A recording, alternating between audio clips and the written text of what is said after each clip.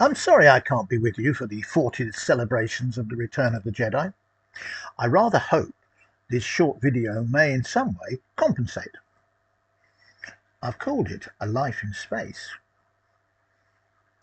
That's kind of how I see my life, a life in space.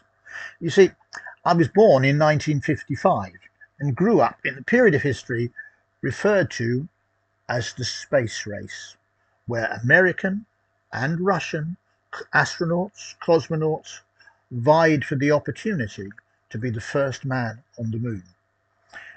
And in July 1969, I remember watching on a small black and white television in my living room Neil Armstrong climb down those steps and put that foot on the lunar surface. Fantastic. And of course, therefore, space and space travel, and science fiction and science fact illuminated our television screens, our radio programs, our books, and the cinema. On television, we had Doctor Who, we had Star Trek, we also had any number of Gerry Anderson puppet series. So we had Supercar, Stingray, Farbell XL5, Thunderbirds, Joe 90, Captain Scarlet, and then they got real actors and we had Space 1999 and UFO. Lot to inspire a young man. And in the cinema, well, we had I was a certain age, I was getting into my teens, yeah. Barbarella, Jane Fonda, that was an interesting take on space. But we also had the most influential film I think has been made, 2001: A Space Odyssey. The technology, the thoughts and the ideas paved the way for Star Wars, which of course is where we're going to go. Now, the puppet series inspired me in my first efforts to go into the art of acting. Didn't write many puppet programs, the puppet plays about space. That was a bit too difficult. Most of them were horror related, like The Return of Dracula, Jack the Giant Killer, A Statue. But I put all these on in my living room. Little puppets that were that kind of big, about 2 foot tall, 18 inches, 2 foot tall. And I made the sets, wrote the dialogue, created the characterization vocally. So I did everything pretty much. Really inspired me to go into acting. And that indeed I did. Alongside that, I had an interest in music. When I was 14, I wrote my first song, Space Baby, about a teenage boy whose mind's preoccupied, he's not paying attention at school, his teachers tell him off for the simple reason he's looking out of the window. Now he can see what they can't see. He sees a beautiful alien girl on the windowsill. Sadly, I discovered the tune I'd come up with was very, very similar to a Mama Cass song. I was rather discouraged by that and didn't write a song for a few years. But that's where it all started. And those two things have run together for me pretty much my whole life. So I went to Rosebruford College. And shortly after leaving Rosebruford College, I got an agent, and an agent offered me an audition. He said it was for a new film called The Empire Strikes Back. Empire Strikes Back. I thought, oh, I wonder what that's about. He said, you'll find out when you get there. I thought, I know what it's about. It's about India. The Empire. Jewel in the Crown, Far Pavilions. Yes. Oh, and Passage to India. Yeah, it's got to be about India. And when I arrived at Elstree, I saw the big sign that said Star Wars. Still didn't cotton on. Went in to wait for my audition, and something very strange happened. I caught sight of a man called Peter Diamond. Now, Peter Diamond had been the stunt director on a series called Dick Turpin, where I'd appeared briefly in one episode as a blackguard. And I'd mistakenly, my fault, nobody else's, managed to convince the director that I was a stuntman. I didn't mean to, but I did. And when I attempted to do this stunt, made a complete mess of it. Peter Diamond came in and realised I wasn't the stuntman he'd put into it. Could have been nasty, but he let me see a few setups and we became quite friendly. He said, I remember you. And I said, well, I remember you too. Anyway, I made this audition. I catch sight of Peter Diamond. And we look at each other and he smiles, and that's it, really. I kept waiting around for 20 minutes, 30 minutes or so. And then the assistant director who's interviewing me said, well, the part we were thinking of is about 2 days' work and there's only a few lines. But if you fancied being a stormtrooper and a few other characters, you could be around for a few months. That was how I became a stormtrooper, because I took that. And the whole way through the production, I was preparing to play King Lear in the theatre. So I had bits of scripts while I was learning various speeches. So it was quite an exciting time, but I have very, very fond memories of the Empire and of the Return of the Jedi. The Empire I was on for about 3 and 4 months. The first memory, vivid memory, was my first day, first appearance on the set. I saw an incredibly tall man standing on a box. I thought, that's a bit odd. Why is he? He's quite a tall man. He's about nearly 7 foot, I would have said. He's standing on a box. Stephen Colcott, who was both Chewbacca's stand-in and Darth Vader's stand-in. He didn't need a box when he stood in for Darth Vader, but he needed a box when he stood in for Chewbacca. That was the first person I saw. I was then directed to this costume place, this room, where I saw bits of costume. So I saw a helmet, I saw the leotard, I saw the roll, the arm pieces, the gloves, the thigh pieces, the calf pieces, the chest plate, the back plate, all in various stages hanging around the place. And slowly, with the help of others, we put ourselves into this, and I went to do my first shot. I put the Stormtrooper helmet on, the big one, this one. Twisted it, because you have to. Suddenly I couldn't see anything. Now, they've never been able to see particularly well through these, but this was even worse. And I later discovered there was a reason for that. Where the lights were reflecting and where the camera was picking up things, you could see things in these lenses you weren't supposed to see. So, dust them down a bit. And one well-meaning member of the crew had interpreted that as cleaning them with abrasive. Cleaned them with Brasso, which meant when I tried to see through this, it was like looking through a toilet window. Not a very good place. I bumped into the other stormtroopers, ran down a corridor, fell over, banged myself around. I thought, this isn't good. I should have settled for the tiny part. But you live and you learn. Get me another helmet. It was still hard, but quite so bad. So that was the first shot. And we had quite a few of those running around. And of course, you'd run around and you'd leave dirty marks all over the place and have to wipe the floors after you. I'll come on to that in a moment. Bespin. There's another place that was really very interesting. Bespin. A lot of the corridors in Bespin we were running around. And then I discovered something else. The stunt team, they had rubber costumes. So they got knocked over and they would take a stunt. They went whoosh, whoosh, like that. They could do it fairly easily. And if they landed, they didn't land too hard. If I fell over, I felt it. But it's Star Wars. So anyway, Bespin. So in these corridor sequences, sometimes you had to kneel. Now these things, actually quite hard to kneel. This is actually better than I had. So yeah, you can see. It's very hard to kneel with these because your legs get caught up. So they used to cut. They used to cut the V shape out here, so you could do the shot, and then they rebuild you. So there must be lots of calf bits lying about. Sorry, friend. He's smaller than I am, by the way, in case you're wondering. He's actually small. I'm average. So there we go. Oh, sorry, old fella. So that was an interesting thing, and of course you're running around corridors, and I was, primarily a stormtrooper, but I did appear in other characters, and I'll tell you a bit about that in a moment. That was quite fun, though. That was quite fun, best.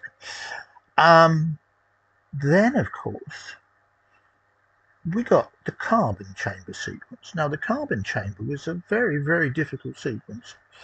Now, the thing about stormtroopers, which is quite interesting about stormtroopers, is they all look the same.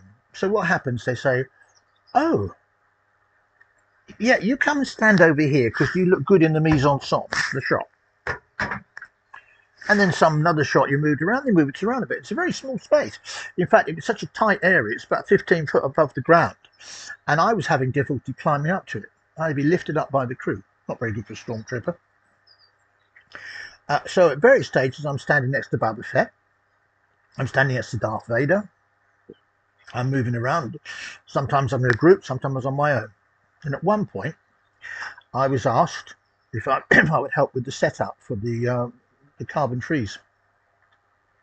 So myself and another actor, Alan Klein, did the preparation for putting Han Solo into carbon trees. I was then, my small function was taken over by, I believe, by a stuntman who was then thrown off by Chewbacca. Something else to be interested in. It was very uncomfortable. That was a very, very unpleasant situation. So that's pretty much some of the stuff that happened in the Empire as a stormtrooper. Now, there are other scenes I did. One was as a character called Corporal Durdram. This was a desk officer in the sequence when the Millennium Falcon charges into Darth Vader's Star Destroyer. And the picture they use of me, the image they use of me, is that particular one, because my face is in, you can see my face quite clearly. And the problem with that was that I was standing, and when I was standing on the actual picture, you can see the picture's got a sweep like that. My top of my head, my forage cap was a little bit above that, and Irving Kershner wasn't particularly happy with that. So I suggested to him, why don't I just crouch down a little bit? And I did. So when you look at that shot, you can see I'm not really standing or sitting. We took about 10 minutes to do that shot, and it wasn't uncomfortable, but I did have cowboy legs for a few days afterwards. Hello, buddy. That was a good sequence to do. And then I was a hot rebel at Hoth in the big sequence when they're all evacuation Hoth. I also appeared as a stormtrooper in that sequence, although you only see the snowtroopers. But there was a sequence with stormtroopers in that, which I was one of them. So the evacuation of Hoth was fantastic. They built a really huge set. It took up the whole of the Star Wars stage for that. And a full-size Millennium Falcon, behind which were the kind of little gullies where the engineers and things, where the radio operators and things, or that you see C-3PO run through. One side was painted vistas, beautifully perspective vistas of X-Wing fighters and stuff, as well as the ones they dragged in. The whole set was covered with rock salt, white rock salt. It was just fantastic. And the other side of it, you had various things going on. I spent a half an hour afternoon quite happily watching Tantorn handlers of 3 or 4 of them trying to control this Tantorn. Absolutely fabulous stuff to watch. And then we did the big charge where I have to run out and all the others run up, and they were throwing polystyrene down at us to make us look like snow and refuse of rubbish falling down and remains of the ceilings and stuff. And I vowed if I got hit, I'd go and die, but it didn't get hit. So that was the end of that one. But it was fun to do. It took a whole day, but it was a fantastic shot. So that was the Empire. I really enjoyed doing the Empire. When I came back, well, I had at that point, I wasn't expecting to come back and do anything else. Work is work, and I was invited to come back and be a stormtrooper for some scenes shot in Elstree for the Return of the Jedi. The first one of those the first one was the appearance of the Emperor and Darth Vader. You see a whole line of stormtroopers, rather fewer stormtroopers as is implied. You've got these wonderful matte paintings. Matte artists are fantastic. They get the perspective right, and you see stormtroopers, matte painting. You can't see the join, you can't tell the difference. Fantastic stuff. So I was at that. I was also there for the evacuation of the second Death Star, which was quite fun. Again, I'm running down a corridor with my stormtrooper helmet on, Can't see where I'm going. Certainly can't see at my feet. And they've got all these little, but they're basically box cars, little model box cars, made to look like droids, and they're moving around to create this, literally, this sense of movement in the thing. Well, I tripped over one of those, crashed into the wall, and smashed the thing. There am I, laying on the ground of the studio, looking a complete illick. No sympathy for Ralph, though. None whatsoever. All the crew are worried about is his small droid that may be broken. That's the worth of a stormtrooper. Another shot, which was really quite weird. Richard Bonehill and myself, Dave Prowse, obviously Bath Vader, we did this sequence at a separate location where we were behaving in a very weird way. We thought it was some kind of dream sequence, and used to get stormtrooper helmets. If they got a crack in them, they weren't, they're quite delicate here. They tend to crack at the back here or at the side. They made them loose, so you could. I'm not going to do it with him, but you could smack a stormtrooper in the head, and his head was his head wouldn't spin round. Your helmet would spin round, but it looked like his head spinning around. So we did some of those sequences and pushed each other and fell over and stuff. And that does not appear. That does not appear in the final film, and there's a reason for that. It was a disguise.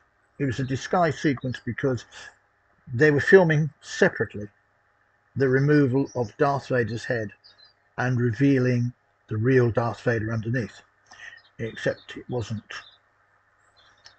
Dave Prowse. I'm not going to say any more about that, but that was quite a. And the last one, as I said to you, I don't know if I did say to you, but I'm saying to you now, the sequence when Luke kind of surrenders is taken at Bespin, and I'm one of the stormtroopers that arrests him, and I'm in that particular shot. There's a two-headed shot with Luke and the stormtrooper, and that stormtrooper's myself. So that's my involvement in the Return of the Jedi. Not my only space, though. Very briefly, I also appeared in Hitchhiker's Guide to the Galaxy for the BBC. I was the young scientist who solves the solution to the infinite probability generator and then gets lynched by a bunch of irate scientists because nobody likes a smart ass. That was fun. We filmed that at a Guinness, also I'm not saying Guinness, well I've just said Guinness, a brewery factory, well, whatever they call them, in Park Royal in London. And I met Douglas Adams there. And I got to talk about what it was. Fun. It was great fun. That was a peculiar masterpiece of comedy. That I played an animal, literally an animal. Was in makeup for hours in an episode of Blake Seven called Animals.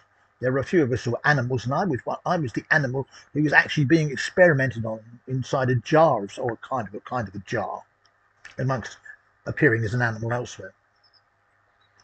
As you can see, got a good face for being masked. Bond. Hello, name's Bond. James Bond. Yes, I did three Bond films. I appeared as a skier in two of them. Don't particularly want to talk too much about that. Well, not much to say really. I did one day's filming at Pinewood on a sort of artificial ski slope with Michael Billington, just do a setup for a sequence. It was really there for Michael Billington's benefit. Then I'm in a lift with quite a few other extras in For Your Eyes Only. So twice I've been a skier. But Moonraker was different. Moonraker, I got to go to Paris, to some studios outside Paris. I was one of Drax's astronauts. And I obviously appeared also. Well, I say obviously, but I also appeared at Pinewood for inset shots. One of these was one shot of those I remember vividly. It's one of the funniest things I've ever done, and it's not on film. There's a reason for that. Well, I'm going to tell you. In Moonraker, there's the sequence when we first see the, well, we don't, we first say the first time we first see this long shot that leads up to what looks like the space shuttle, the Moonraker, which is not there. It's actually put in later. But the idea was to show the depth, the size. This is on the main stage at Pinewood. That I would jump into shot with my gold, orange, yellow costume, run and jump into the back of a mini moke space buggy. We would zoom down and you see this rocket zooming up and everything. And I'd get out and play with some fuel tanks or something, whatever. I'd get my own direction, loads of extras running around. So it's the background action, rough. I jump into shot. Now, the point at which I jump into shot, my backside is going to occupy the whole screen. There's a thought. But my costume was a little tight. My derriere was exposed to the world because my little tight-fitting spacesuit split. So when I'm running down there and jumping into the mini moke, I'm only too aware that there's wind floating up my derriere. When you see the end result in the film, you just see the end of that. You don't actually see me running. Just think, my backside could have been famous, but never mind. What else have I done in space? Oh yes, Flash Gordon. I was an Arborean in Flash Gordon. That was great fun. But the reason that was fun was I was a young man and there were beautiful, beautiful girls in bathing suits in that. I'll say no more than that. I was quite happy to do that. Didn't do much time on it, but I was quite happy with the time I did do on it. Blake 7, done Blake 7, Doctor Who. Oh, Doctor Who, yes, of course. I was in The Keeper of Traken. I was a foster guardian with Tom Baker in The Keeper of Traken. And Tom Baker is an ex-Rose Bruford student, so we got to talk about the college, as indeed I did with Anthony Daniels, because C-3PO, ex-Rose Bruford. You know, it's nice to talk about the old college you go to, and that was fun. So I've spent quite a lot of time in space, but there's one place we have yet to go to. As I said to you, I used to write songs. Now, I still write songs. I started writing songs again. I stopped when I was 14 after one song, and I started again when I was about 17, 18. And I've written quite a lot of songs in space. One of my most well-known songs, if you call it that, is called Starfighter's Hit Zero, which I wrote in the time between filming The Empire Strikes Back and the Return of the Jedi. It's a song about a time when people don't know what's a video game and what's real, basically. So I've written a lot of songs in space, a lot of songs centered around space, and in 2003, country legend Johnny Cash died. At that point, I was doing a kind of cabaret act in small clubs, day centres and retirement homes and things. And at that point, I was invited, because my singing range isn't that dissimilar, to sing Johnny Cash, do a Johnny Cash tribute. I considered that. Unfortunately, I didn't think I was quite up to it. I think there are better people who can do it, and it's not really my thing. But I kick-started a character called Johnny Cashbox. Around the same time, the signing thing started to take off, and I started getting invitations to do signing. And the two things metamorphosed into this character. There he is, Johnny Cashbox. There he is. It's his life story on the back of that. He became part of the Star Wars universe. Basically because I started writing more and more space-related songs, like I Shot a Jedi, Am I All That Is Left of an Empire, Blue Angel, etc. And that's the direction it's taken. It's led me to Your Good Country, to Elysium Productions, from whom I did The Secret, wrote and performed and narrated The Secret. Involvement with the American actor Wes Lee and producer George Dibble on Volkov, and on Volkov Origin, for which I wrote the screenplay and I wrote some songs for it. So I'm still doing that. I'm still heavily involved in that, working on projects, still doing bits and pieces in the theatre. I've not really talked about the theatre because my theatre career hasn't been in space, but I'm still doing it.